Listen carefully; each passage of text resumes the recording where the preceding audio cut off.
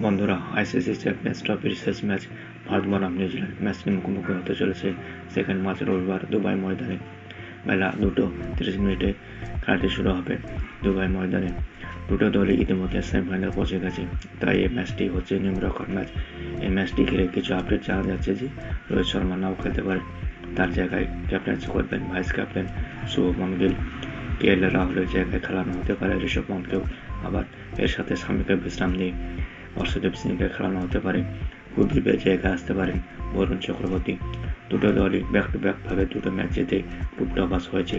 দুটো দলের সব প্লেয়াররা রয়েছেন ভালো ফর্মে, কেউ কোনো দল উইনিং মোমেন্টাম হারাতে চাইবে না, তাই ম্যাচটি কিছুটা হাড্ডাহাড্ডি জমজমাট ম্যাচ দেখতে চাইবে ক্রিকেট দর্শকরা। যদি হেড টু হেডের ম্যাচের কথা বলি, ইন্ডিয়া এবং নিউজিল্যান্ড একে অপরের সাথে মোট 118 বার মুখোমুখি হয়েছে। ভারত জয়লাভ করেছে 60 বার, ত্রিপুরা জিতেছে 50 বার। বাকি ম্যাচের রেজাল্ট জানা যায়নি 60টি ম্যাচের।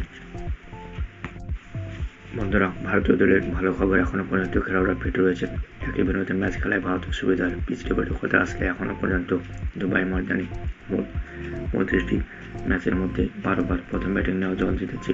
রান তাড়া করে জিতেছে 22 বার, ড্র হয়েছে একবার। প্রথম ব্যাটিংয়ের average score 228, high score 355, lowest score 116। বন্ধুরা, এর সাথে এও জানা রাখি বিরাট কোহলির তার ক্রিকেট ক্যারিয়ারের 300তম ওডিআই ম্যাচটি খেলতে চলেছে নিউজিল্যান্ডের বিরুদ্ধে। কাকতালীয়ভাবে 200তম ম্যাচটি খেলেছিলেন নিউজিল্যান্ডের বিপক্ষে, এর সাথে করেছিলেন সেঞ্চুরি। বন্ধুরা, এই ছোট্ট ক্রিকেট আপডেট ভিডিওটি যদি ভালো লেগে থাকে তাহলে লাইক এবং সাবস্ক্রাইব করে পাশে থেকো।